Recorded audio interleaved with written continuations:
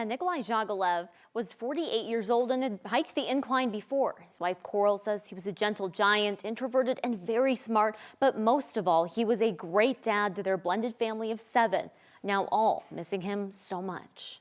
I love our wedding photo. Every photo sparks a memory. I didn't know that it's an American customary to shove the cake in each other's face. So he definitely was not expecting that.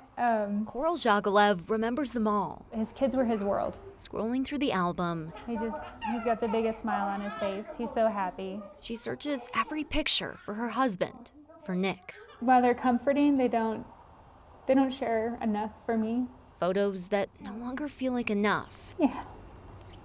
She'd rather have him. He was 48. He was gonna be 49 next week. On Saturday, Nick was out with their 9-year-old son at the Manitou Incline on a Cub Scout hike, a hike he'd done before, had trained for. It was around the 900th step.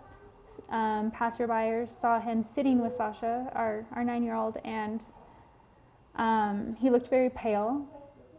He was offered Gatorade.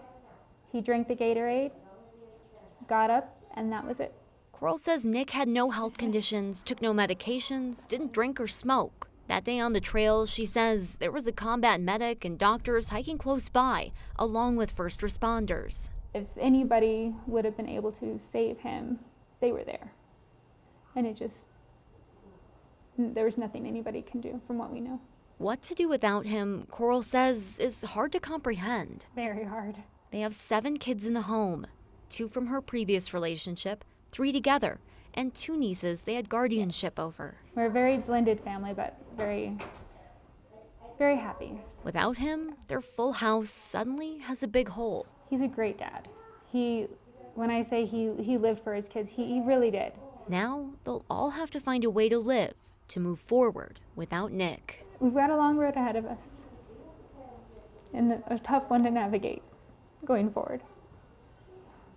For Coral, this loss has been especially hard on her 2 oldest kids. She says her ex-partner, who the family was still very close with, died just 10 days before Nick. She says losing Nick, too, has the entire family reeling. They're hopeful an autopsy will be able to provide some information about what happened to Nick on the incline and help them to heal. Rachel Krause, 9 News.